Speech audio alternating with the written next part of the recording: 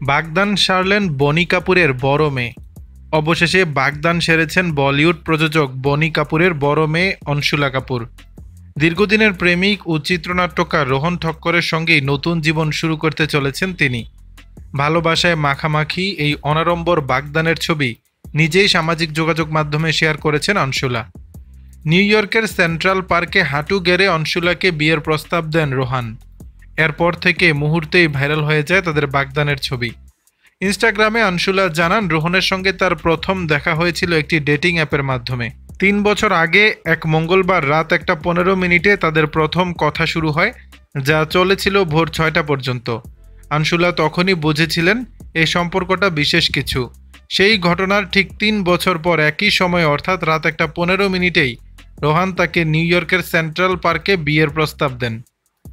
আনশুলা তার পোস্টে লিখেছেন, সেই মুহূর্তে মনে হয়েছিল যেন পৃথিবী থেমে গেছে। এটি ছিল এমন এক ধরনের ভালোবাসা যা নিজের বাড়িতে থাকার মতো স্বস্তি দেয়।